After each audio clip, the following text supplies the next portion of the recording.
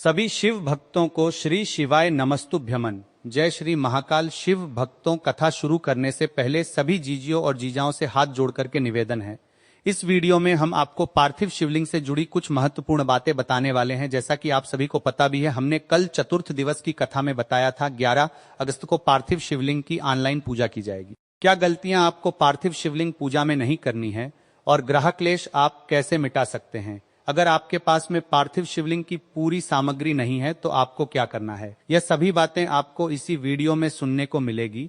इसलिए इस वीडियो को लास्ट तक जरूर देखें, क्योंकि आधा अधूरा ज्ञान किसी काम का नहीं होता है। ज्ञान पूरा हो तभी व्यक्ति का जीवन सार्थक माना जाता है। इसलिए आपसे निवेदन है, वीडियो को छोड़ने की गलती ना करें और वीडियो को पूरा जरूर देखें, जिससे आपका कल्याण हो सके। क्या सचमुच केवल एक लोटा जल, एक बेलपत्र और श्रद्धा आपके जीवन की दिशा बदल सकती है? क्या पार्थिव शिवलिंग का पूजन कभी निष्फल नहीं जाता? और आखिर श्रावण मास में भगवान महाकाल नगर भ्रमण क्यों करते हैं?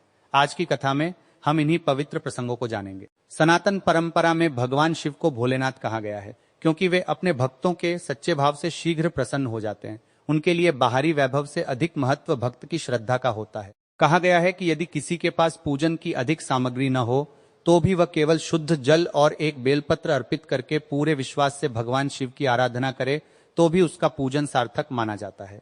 शास्त्रों में पार्थिव शिवलिंग पूजन का अत्यंत महत्व बताया गया है। एक प्रसिद्ध कथा के अनुसार माता पार्वती ने भगवान शिव को पति रूप में प्राप्त करने के लिए कठोर तपस्या की। बाद में उन्हें मिट्टी से शिवलिंग बनाकर श्रद्धापूर्वक पूजन करने का मार्ग बताया गया। उन्होंने पूरे विश्वास से पार्थिव शिवलिंग की पूजा की और अंततः उनकी मनोकामना पूर्ण हुई।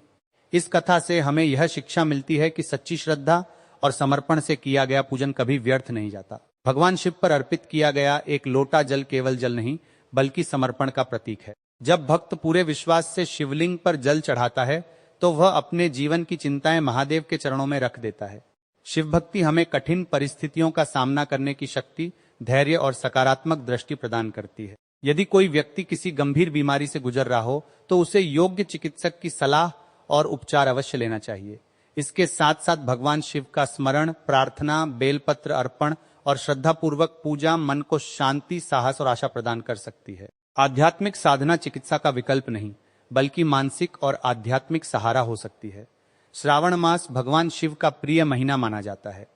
एक पौराणिक प्रसंग के अनुसार भगवान महाकाल अपने भक्तों पर कृपा दृष्टि बनाए रखने और उनके कल्याण का संदेश देने के लिए श्रावण मास में नगर भ्रमण करते हैं। सनातन परंपरा में मिट्टी से बनाए गए शिवलिंग को पार्थिव शिवलिंग कहा जाता है। शास्त्रों में इसका विशेष महत्व बताया गया है। एक प्रसिद्ध कथा के अनुसार माता पार्वती ने भगवान शिव को पति रूप में पाने के लिए वर्षों तक कठोर तपस्या की। उन्होंने व्रत किए, जप किए और अनेक साधनाएं की, फिर भी उनकी मनोकामना पूर्ण नहीं हुई। तब उन्हें मिट्टी का शिवलिंग बनाकर श्रद्धापूर्वक भगवान शिव की आराधना करने का मार्ग बताया गया। माता पार्वती ने पूरे विश्वास और समर्पण के साथ पार्थिव शिवलिंग का पूजन किया। अंततः भगवान शिव उनकी भक्ति से प्रसन्न हुए और उनकी मनोकामना पूर्ण हुई। यह कथा हमें सिखाती है कि जब भक्ति में श्रद्धा और समर्पण जुड़ जाता है तब ईश्वर की कृपा का मार्ग खुलने लगता है। बहुत से लोग सोचते हैं कि यदि महंगे पूजन की सामग्री नहीं है तो पूजा अधूरी रह जाएगी, लेकिन शिव भक्ति का संदेश यह है कि भगवान शिव भाव के भूखे हैं। यदि आपके पास केवल स्वच्छ जल और एक बेलपत्र ही हो, फिर भी सच्चे मन से किया गया पूजन अत्यंत मूल्यवान माना जाता है। भगवान शिव के सामने सबसे बड़ी भेंट है सच्चा मन, निर्मल विचार और अटूट विश्वास। जब कोई भक्त शिवलिंग पर जल अर्पित करता है तब वह केवल जल नहीं चढ़ाता, बल्कि अपने मन की चिंताओं, भय और अहंकार को भी भगवान के चरणों में समर्पित करता है। जल शीतलता का प्रतीक है। जिस प्रकार जल अग्नि को शांत करता है, उसी प्रकार शिव भक्ति मन के क्रोध, तनाव और अशांति को शांत करने की प्रेरणा देती है। यदि प्रतिदिन कुछ क्षण भगवान शिव का स्मरण किया जाए और श्रद्धा से जल अर्पित किया जाए तो मन में सकारात्मक ऊर्जा का अनुभव होने लगता है। जीवन में कई बार ऐसे अवसर आते हैं जब मनुष्य कठिन बीमारियों या बड़ी समस्याओं का सामना करता है। ऐसे समय में सबसे पहले योग्य चिकित्सक की सलाह और उपचार लेना आवश्यक है। इसके साथ साथ भगवान शिव का स्मरण, प्रार्थना, बेलपत्र अर्पण और नियमित पूजा मन को साहस, धैर्य और आशा प्रदान कर सकती है।